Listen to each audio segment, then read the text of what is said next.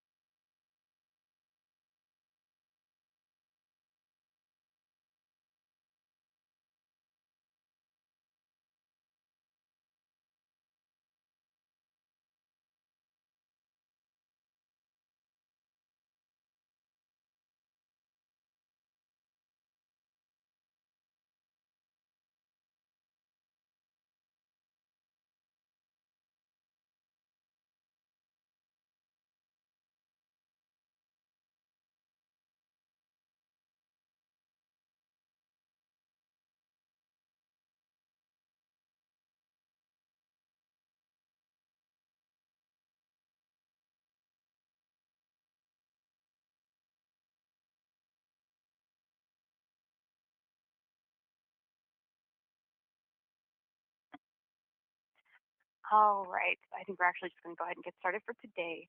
Uh, and so right now you guys are taking a look at our Prism point of sale screen. I'm actually just going to go ahead and use my Retail Pro button over here on the bottom to jump back out. So we're going to go ahead and jump out to our main point of sale here.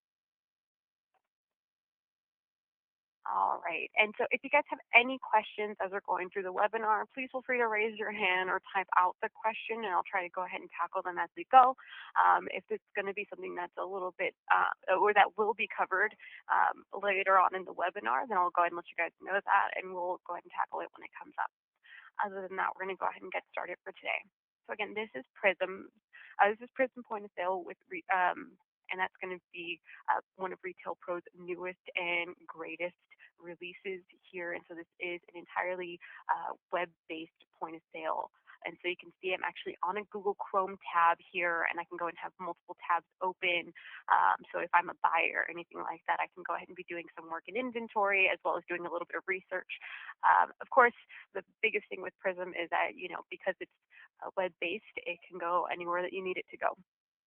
And so we need to go ahead and get started here. We're going to go ahead and while we're in point of sale, I'm going to go ahead and jump into a new transaction. I did want to take a moment to kind of point out a few other options that we have here as well. So we can go ahead and have our transaction lookup or our transaction history. We do have the ability to open our drawer, close our drawer, and change the till or drawer. You can see this is kind of grayed out because my drawer is currently open. We're going to walk through a Z out in a little bit here towards the end. Besides that, we also still have a lot of the amazing functionality that you had in version 9, just now available, in this newer landscape in the web. And so that's going to include things like our disbursements. And so remember, disbursements are ways that we can go ahead and track any money coming in or out of the drawer that's not part of a normal sale. So let's say you needed to go ahead and take $20 out of the drawer to pay the window washer or anything like that. And so we want to let Prism know, hey, do not expect this money in my register. It has been pulled, and I will tell you the reason why. Right now, I'm going to go ahead and jump into my new transaction. And it's going to open us up into our slick point of sale here. And so over here, we are automatically by default dropped into item lookup. Here's where you'd be able to go ahead and scan your barcodes and get that directly in there. For the purpose of my training here, I'm going to go ahead and utilize my search function. And as you can see here, by default, I have it set up to search by ALU. But using this little plus button here, I can go ahead and add additional ALUs to search by. I can also go ahead and hit this little down arrow and select something different to search by. So if I wanted to search by also vendor code, I can go ahead and add that. And then I have a few options as to how the search is going to run, whether that be I want it to exactly equal this vendor code, not equal, I want it to be empty or not be empty. In this case, I'm going to go ahead and say my ALU is not empty. Now, I know that's going to show me most of my items, but it's just to go ahead and grab a few and get them onto our screen. But of course, we'd be able to type in the ALU here, and most likely for something like the ALU or UPC, you're going to utilize the equals functionality. But I'm going to go ahead and just hit search here. And so now it's searching for all of my items that I have in ALU, and as you can see, it found quite a few. And so for here, I'm just going to go ahead and pick a few random ones here, and I'm going to utilize the little checkbox right in front of them, right in front of my items, that is. And just like in Retail Pro, you do have the ability to control these columns and what you see. How you control them varies a little bit, but we would, of course, walk you through all of that. So I'm going to go ahead and use this to go ahead and select a few more. So let's just go ahead and say I'm going to buy all of these. We're going to hit OK. Get all of them onto my screen here. All right. Now from here, I have a few options depending on where I'm highlighted on the screen. So as you can see right now, I'm highlighted on a specific item, and so I get a few additional tabs that are available to me for that item. So I can go ahead and click into my discount, and I'm able to go ahead and free write a discount there, or I can jump into details, and I can get a little bit more information in regards to the price and my discount. Now I can, of course, just remove these items as well, or I can void these items out. So I can go and hit that void. Now the key difference between a remove and a void is that a void would keep the item on the screen, a little bit of a digital audit trail for us. For whatever reason, we decided to not pick up this item. And then a remove, of course, just strips it from the screen entirely. Now, there are pros and cons to both. And I would say ultimately it just depends on the nature of your business, which one you want to train people to use. But both are an option, just like they were in version 9 if you're coming from version 9. All right. But here I'm going to go ahead and hit my details button as well. And so my item details button opens up a separate little pop-up for me. So I have the ability to go ahead and see all of this information on my item, and particularly what price level we're pulling from. And so if there's another price level that this should be, we can always go ahead and double check or edit it here. Again, we have access to our discounts. And so here it looks a little bit different, but you can go ahead and apply a discount amount. We can apply a discount percent, or we can go ahead and set the receipt price to be something new and specific. So right now, I'm going to go ahead and just say that I have a 10% discount, and I'm going to select a reason. And these reasons are customizable. We can make our own discount reasons, but I'm going to say this particular item was slightly damaged, and we're going to go ahead and leave it at that. I'm going to go ahead and hit apply, and there we go. We can see that populated right over here. I'm going to hit OK. All right. And so we've done a little bit to this item, or a little bit to this receipt. I can also add a customer to my receipts, of course. If I don't have the customer, I can add them on the fly from point of sale. And that's super easy. We're just going to go ahead and hit the new over here on the right-hand side underneath the first name and last name column. And then there we go, we get an additional pop-up. That's another great thing about this being more web-based, is that everything is very seamless. We're not taken to a separate screen, and there's not really a whole lot of loading time in between. And so I can go ahead and start filling this out. Those things highlighted in red are absolutely required. And let's go ahead and add a phone number. Sure you guys will remember that phone number. That's our tech line. If anybody has any issues with Prism, Retail Pro, any questions at all, things not working out quite right for you, please go ahead and give us a call and we'll help you out. Of course, if you wanted to go ahead and learn a little bit more about Prism as well, we have our 800 number. You can always just give us a call and we'll go ahead and make sure you get transferred to the right place. But I'm going to go ahead and hit save here. And there we go. It's just that easy to add the customer on the fly, get them on the screen, and once we've added a customer to a receipt, you'll be able to go ahead and read that customer name right at the top of that receipt. And so here we go. Now I'm going to go ahead and be able to tender this transaction. And so I'm going to go ahead and hit tender transaction. And now it will default to the amount that they owe, but we can do split tenders very easily. And so this is defaulting to cash. I can switch that tender type by going to tender type at the bottom, and I can go ahead and flip that to, let's just say, credit. And let's say that's what they're going to give me first. It's $100 in credit. Card type, let's do American Express. And we're just going to go ahead and say take there. And there we go. Next, and you see I defaulted to cash again. And this time I'm going to leave it at cash, actually. So we're going to go ahead and cancel this out. And let's say that the taken amount is, we're going to go ahead and say handed me $80. So we're going to go ahead and hit take one more time. I, of course, could have used my tender buttons, my dollar amount buttons right below my taken amount. I just find it a little bit easier to type it in. I'm going to go ahead and hit take. And you see, and now my take button turns bright orange. It says give. It is that reminder that we have to give them some change. And I do have to come into this box and click that give, my reminder that I am giving them change. And you see now it's broken out into payments and change. But other than that, we are totally balanced. And so now I have the option to print and update, print and gift receipt, or update only. For right now, I'm going to go ahead and print and update. All right, and it shows you that reminder one more time. These are the following tenders used, and don't forget to give them their change. All right, I'm going to hit OK. And for right now, I'm just going to go ahead and use my PDF printer. That's fine. Let's preview this. All right.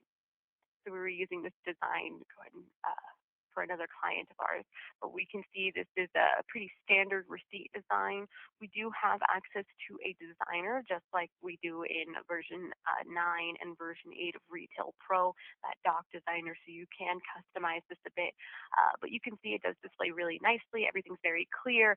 We have our customer on the top, transaction number, receipt number, and of course that barcode that's going to save our lives if they need to go ahead and come and return anything or have an issue with this particular transaction. All right, other than that, I can go ahead and cancel out here. And there we go. And now we are ready for that new transaction. We're on a brand new receipt, and we're ready to go ahead and start helping out the next customer.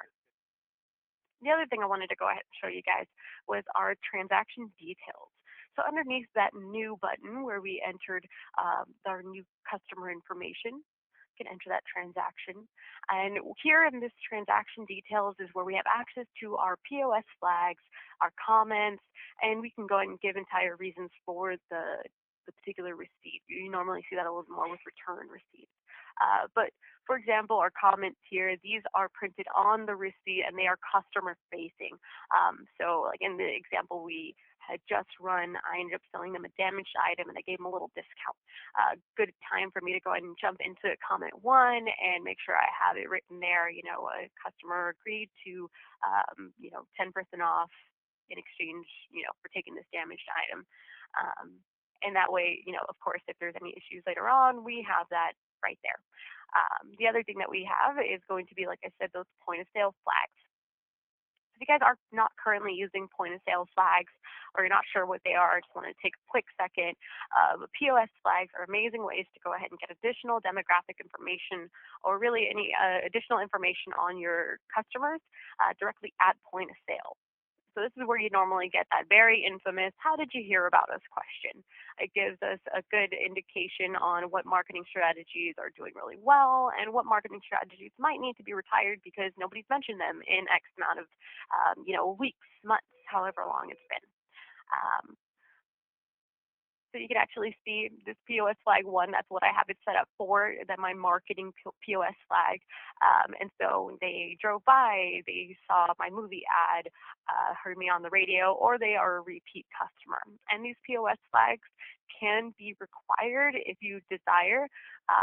The little downside to requiring them is that somebody, doesn't want to answer, your sales associate might pick one at random, and that kind of throws off our data. But with that in mind, still very, very valuable information to have on our clients. And the other thing, of course, is, like I said, more demographic information, information that you don't necessarily need to ask, and our associates would be able to go ahead and pick up. We also have our fees and shipping information here. So if you do a lot of shipping from point of sale, you have very easy access to that. And we can add additional things like our gift wrapping fees or service fees, anything like that. Same with price levels. So we can go ahead and, just like we can change the price levels for individual items, we can change the price levels for the entire receipt. It's important to note that currently I am signed in as a system administrator. Now, the system administrator has pretty much access to all things and doesn't necessarily adhere to the same security regulations that our point of sale users will adhere to. So it's an important thing to keep in mind, just so that you know not everybody is going to have access to changing price levels on an entire receipt. We would have to go ahead and give them that permission. And of course, we also have our discounts here. And so those are going to be discounts on the entire receipt, commonly referred to as those global discounts versus the line item discount. So a discount on just the line item, which is what we took a look at a little bit earlier today. Same with our taxes. We have the ability to go ahead and change our tax area if we have the permission to. And there's certain things that we wouldn't be able to go ahead and change directly on the fly. We would have to go ahead and jump into our admin console to change. But taxes is usually something that you probably don't want people changing too much. We're going to go ahead and close this. All right.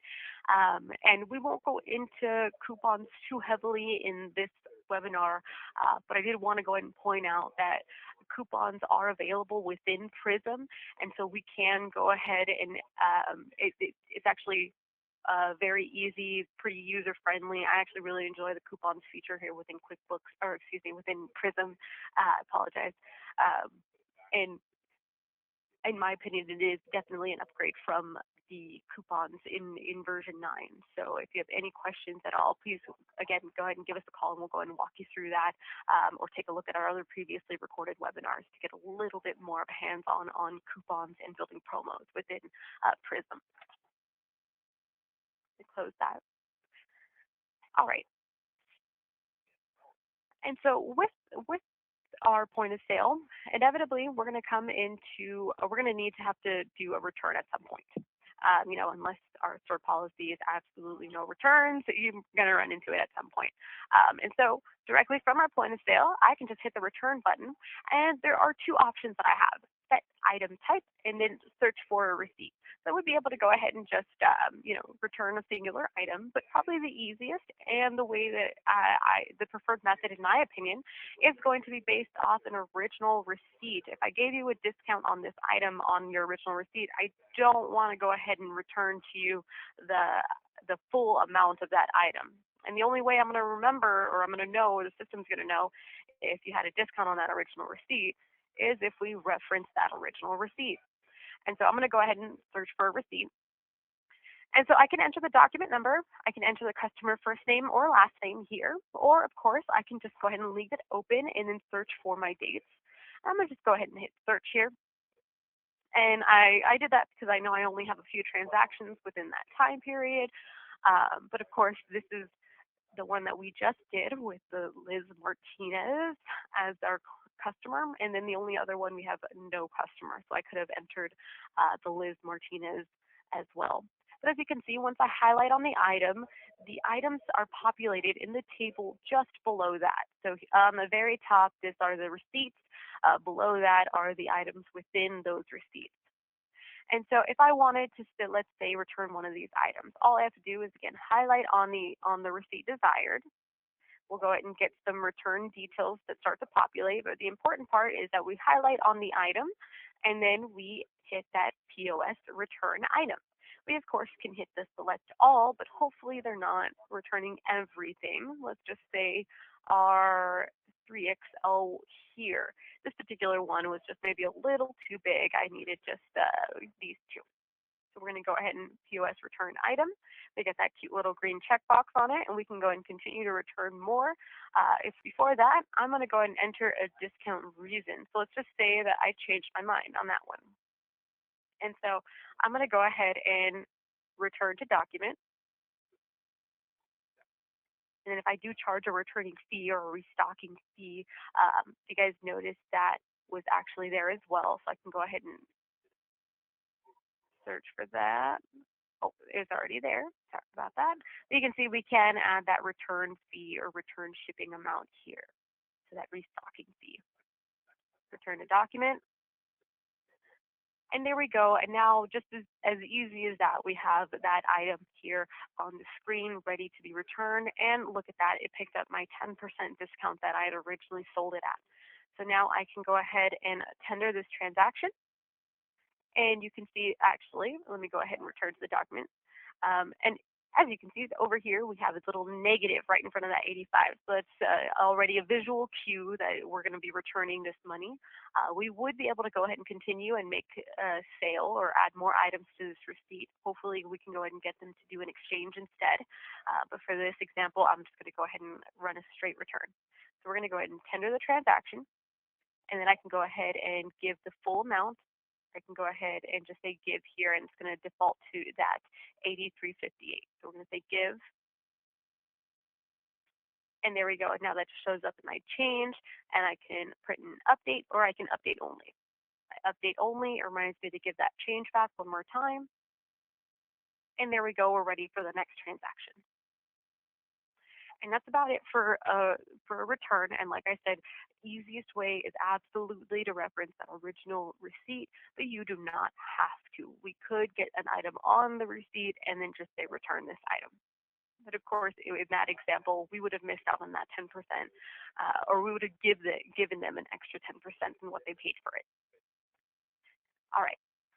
So from here, I'm still my point of sale. I can go ahead and hit my Retail Pro and jump out to point of sale one more time. And over here, I can go ahead and jump into my customers. Remember, I do also have my disbursements. And so customers, we already took a look at adding a customer to the screen. I want to take just a moment to go ahead and talk about jumping into customers, a new customer or customer lookup. So you can add a new customer from point of sale, but of course, going into customers, new customer, we get pretty much that exact same pop-up. So we're really not losing any functionality doing it from point of sale versus in our customers module. All right. The other thing that I wanted to go ahead and show you was the disbursement. So I'm going to go ahead and hit a new disbursement. And so there are a few types of disbursements. So we have a cash drop, paid out, and paid in, and of course our drawer open. For me, that drawer open is grayed out just because I don't have actual physical hardware set up on this machine, just our webinar machine. But I can say probably the most used, especially during these holiday seasons, is going to be the cash drop. Hopefully the most used. That means you have too much money in your drawer. We need to drop some and take it to the bank, take it to our safe, and that's what my sincere hope for everyone here. So we're going to go ahead and enter that cash drop. So default associate is going to be whomever is currently signed in. You see, we have a few of our sales associates and our training members here as our associates. So we'll go ahead and leave that at Karen. I'm sure she won't mind. We can add a disbursement reason. And the reason why these are blank is because they are set up in my administration console. But we can go ahead and set a note. And essentially, we just add tender. And so once we add tender, it brings it down here, and it just lets us fill in how much. And it does show us our drawer balance. As you can see, I haven't closed this drawer in some time. We've been doing lots and lots of sales, so it thinks we have quite a lot of money in there. So let's just say I'm going to go ahead and drop $500 of that. And so now I can go ahead and update only or print and update. So let's go ahead and just say that print and update. When we do print and update, that does allow you to go ahead and put something into the drawer, even if the system doesn't expect that money. If you are able to go ahead and give your closer a heads up that, hey, there is going to be a disbursement on the receipt, they tend to appreciate it. Or sometimes that's just the nature of the business. They want as as many opportunities as possible to go ahead and create a viable audit trail. But other than that, we could just update, and that would go ahead and create that disbursement receipt. And so if I were to search for that, now I can go ahead and see we got a cash drop from today that was for a total of $500. We are not expecting that in my drawer now. All right. So those disbursements, super easy. Again, if you guys have any questions, happy to go through the pay in or the pay out, but they work almost exactly the same. We just have to go ahead and let Prism know how much we're taking out, and that's all it really cares about. All right. Next on our list is our X and Z out. So they do live separately right over here. So we're going to go ahead and click our X Z out. As a reminder, our X out is essentially the checkup on our business. You can run this at any time. You can run it as many times as you want. For one workstation, all workstations, usually people will run them for their entire store or all workstations. And a Z out, on the other hand, is your end of day. That's our closing and our reconciliation. So that usually is reserved for the end of the day / whenever you normally go and reconcile the drawer. We do have some people who they do not close at the end of the day. What they do is they reconcile first thing in the morning and then open a new drawer that they can go and use for that day. But essentially, that's the key difference. X outs whenever you'd like, anytime, and Z outs usually once for that period. And so I can go ahead and hit my X out here. And so I'm going to go ahead and make sure that I select my subsidiary and my installation, my store. Workstation, I will not be selecting that. I'm going to go ahead and let that open. I want to catch all sales. I really want to see how the business as a whole is doing. Because of that, I also will not enter drawer or till or cashier information. And so I can go ahead and save this. There we go. And let's go ahead and actually put on my workstation all. We'll do this all. There we go.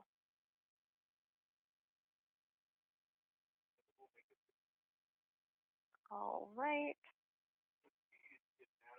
Oh, sorry about that. Looks like we're frozen just a little bit. So in a moment, you should be seeing our print preview here. There we go. Okay. And so this is my X out report preview. And you see it is set up to just go ahead and print on a regular 40-column receipt printer. That's usually what associates have at point of sale. But it'll go ahead and default to whatever printer you have set up on the workstation that you're using. So it's a pretty standard. So again, we have our begin time and our end time. It looks pretty much just like a Z out if you are on Retail Pro or anyone of Retail Pro's processes. 7 through 9, Prism included. Everything's going to look pretty much like this. So we can go ahead and see all of our tenders broken out, our cards broken out, and you can really you can customize what your X out looks like as well. So again, we can go and run this at any time. I'm going to go ahead and jump back to Retail Pro, point of sale, X Z out. And now our Z out, there's a few more steps to the Z out. And that's just because our Z out is where we actually reconcile our drawer. So one more time, Z out. And so now under Z out, we have two options, register open and then register close. My register is currently open, so I'm going to go ahead and jump to register close. And there we go. So workstation, it's defaulting to my own workstation, but you would be able to close it for other workstations as well. And so drawer, till, cashier, we're going to leave that all at all. And that's because I'm not assigning separate tills to my associates. Everyone's using the same drawers, just signing in when appropriate. Now we're going to go ahead and hit next. And there we go. And so over here, we can go ahead and see our currency. Right now, it's set to US dollar. You might not have these other currencies. It does depend on what currencies you have set up in your administration console. Now over here, we have our denomination and a place where we can enter our account. And so even the order in which we see our denominations can go ahead and be edited. But let's just start going down here. let's just say we have 10 pennies, 10 nickels, 10 dimes, 10 quarters. That'll work. Well, that would have worked, but I like things to be in order. And I'm just going to go ahead and that's fine, I guess. Start adding a few, and this is normally where, again, you would go ahead and take the time and just put in the physical count of bills that you see. In hundreds, $100. And so you can see we have a few different options here. And this is just to show you that we can go ahead and have it essentially however you would like. So if $50 makes more sense, then we would go ahead and leave it at the $50. 50s make more sense, then we would go ahead and leave it at the 50s. If this were a real Z out, then I would go ahead and stick with one and kind of continue all the way through. I know that this register hasn't been closed in quite some time, so I'm not too concerned about having too much in my drawer right now. We could also go ahead and edit our leave amount, but our leave amount and our open amount, or our open amount is decided when we actually open our drawer. The leave amount, we can set up a default leave amount, so that way it automatically populates, just like it did here. There was not a time where I had to put in the 200, it just defaults to that. But if I needed to say I'm actually going to leave 250, it gives me the leeway to go ahead and add that. Or maybe it's 251. That's just how my deposit broke out today, and I didn't want to take that penny with me, so I just left it in the drawer. I could, of course, also hit that enter totals, and it's going to go ahead and flip over, and it will allow me to enter my US dollar totals here. I'm going to flip back to current denominations, and that'll go ahead and let me enter these one more time. Now, I know I lost a little bit of work here, so I'm going to go ahead and flip back to enter totals, actually, and let's go ahead and throw in 8. Actually, let's go ahead and say it was 89. There we go.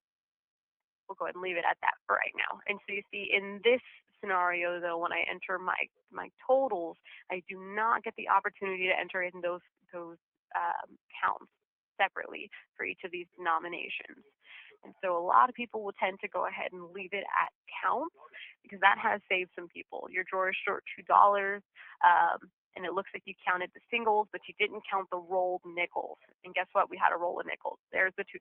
Easy as that. We figured out how that drawer was closed just by looking at our immediate count of our denominations. So there are plenty of benefits to leaving it at count denominations.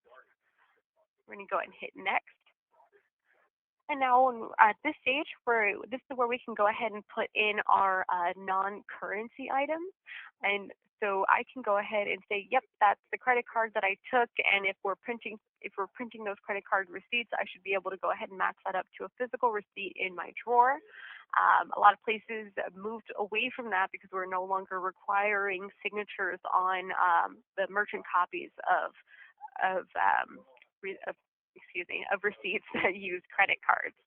But you might still have things like internal loyalty dollars, or especially checks. If you accept checks, then there should be a physical check in your drawer, and we need to make sure that that matches up. And so if this was a physical check, we double check that check number matches what Prism thinks we should have. We'll check the match, or we can use our select all under our added non-currency items. So this would be the perfect place to add anything that we're missing. So let's just say, again, there was a check there. There was a check in the drawer, and Prism didn't know about it. Maybe it was a check from yesterday that somehow got lost. It's not really my job as the closing associate to figure that out, but I do want to make sure that it is accounted for, that it's part of my job. And maybe our closer is actually the manager, which would mean that it is their job to find out as well. All right, and then our customer name.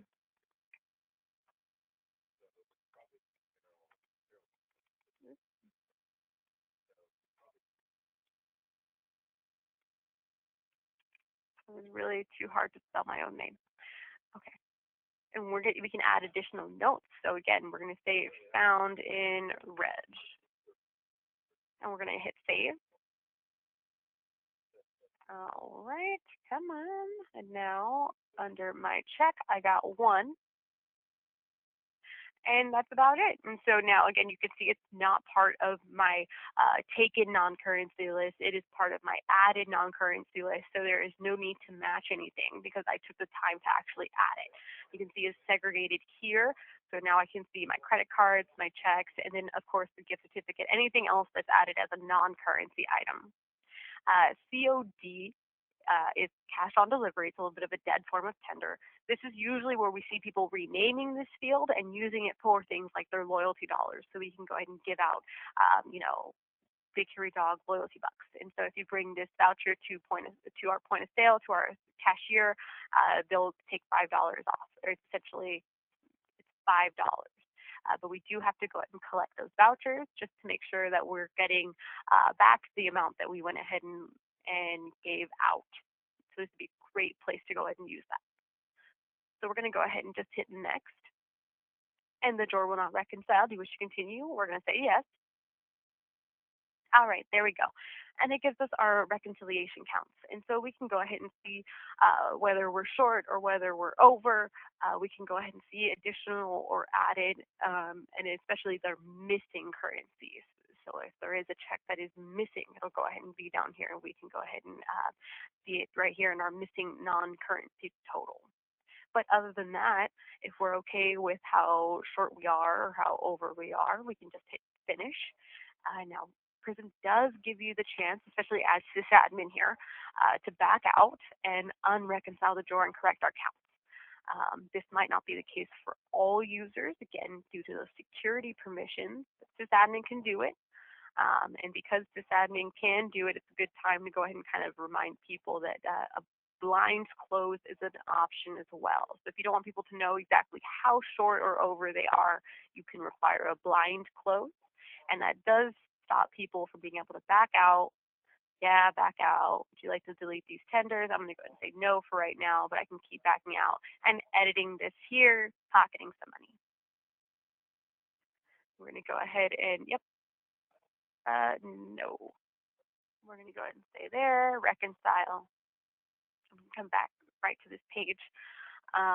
But again, once we're at this page, we've done all our hard work. We've counted. We've hopefully recounted if we're short or over. But that's what I have in my drawer. And so we're going to go ahead and just hit finish. And there we go. We're all done. And I can actually see this in my ZL lookup. That's where our former ZLs are going to be. And so I can just go ahead and search there. Let's go ahead and see.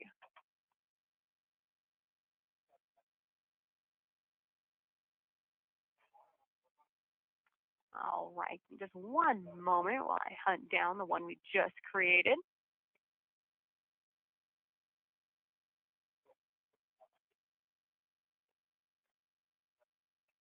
Sometimes there is a little bit of a delay while it runs back to its main here.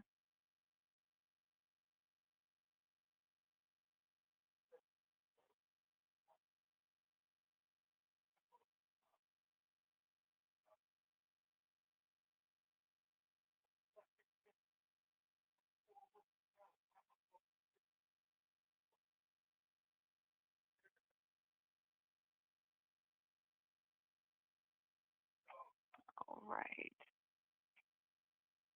Here we go. Sorry about that. Just took an extra second for it to show up, but here we are.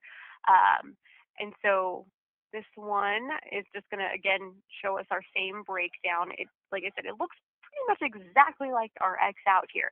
The only real difference between it is that it gives us the chance to enter our counts of the drawer and reconcile our drawer. That's just about it. But other than that, it's still going to go ahead and break out your sales, break out your returns, your nets, and this is your final end-all be-all for your accountants and all of that. This is looking at every single receipt that went through point of sale. So long as we had the item on the receipt, so long as we had the tenders on the receipt, it'll show up in our XZ out. So we're going to go ahead and cancel that, jump back over here to our point of sale. All right. And so that does kind of bring us towards the end here. And so I will go ahead and say, if you guys have any questions so far on anything, please let me know. The other thing is a little bit of troubleshooting. And so when it comes down to troubleshooting items at point of sale, usually the things that I see people having an issue with are on a new transaction. Oh, actually, that's perfect. So if you saw that pop up, our register was not open because I closed it. So we do have to go ahead and jump into our XZ out. And let's go ahead and do that X out, or excuse me, the Z out. And then we're going to go ahead and hit that open register.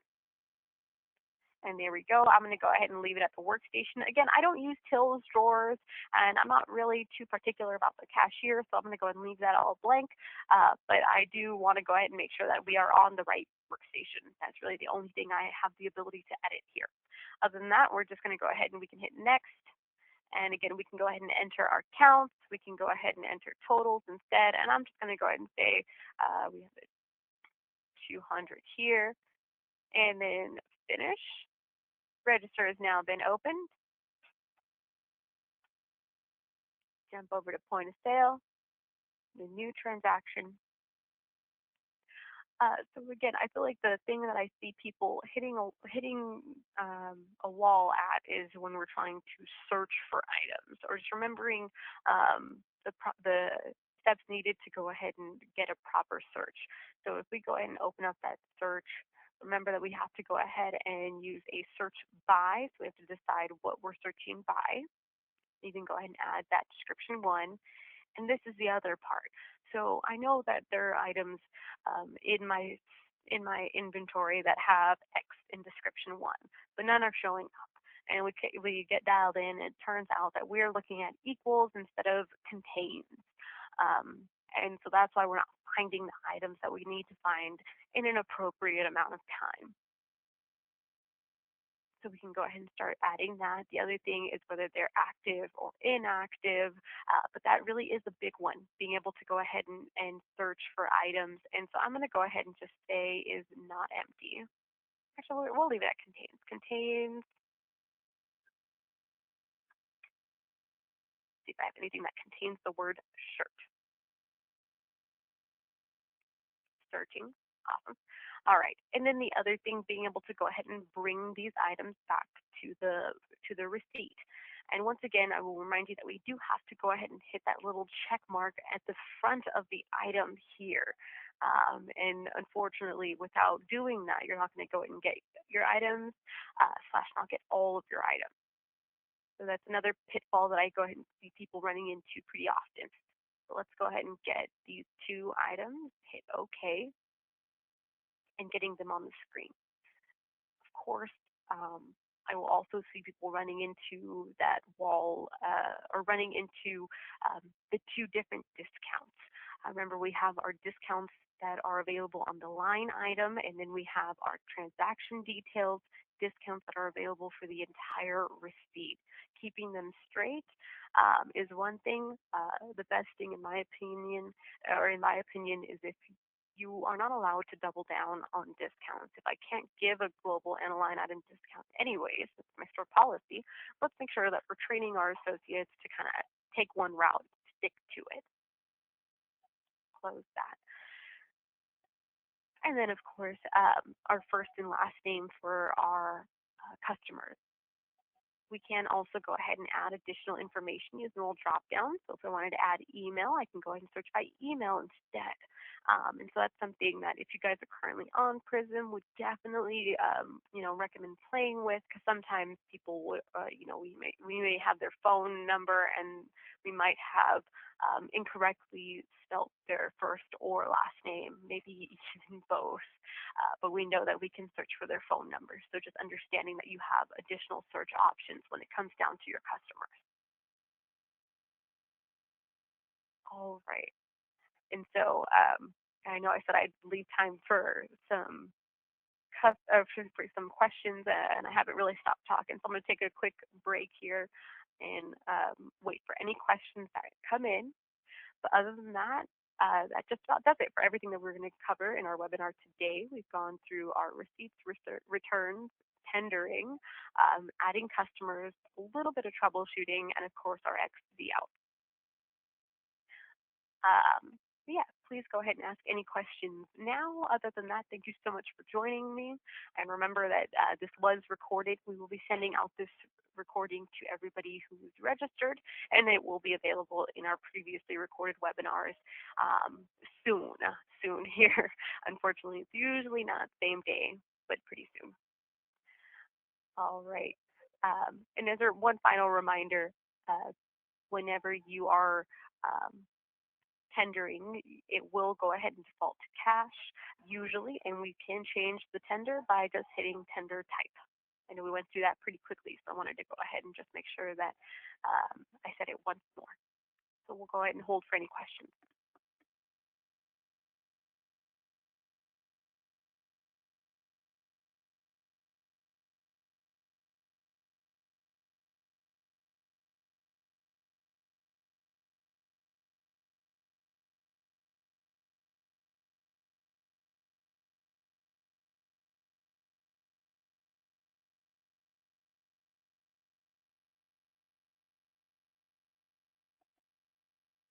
All right. So I don't think we have any questions as of yet. Again, my name is Liz Martinez with Big Hairy Dog. We do have any last minute questions. If you guys remember something just as we disconnect, please feel free to email me at LizM, that's LIZM, at bighairydog.com. And I'd be happy to go ahead and help you out. Thanks so much, and everyone have a great rest of your day.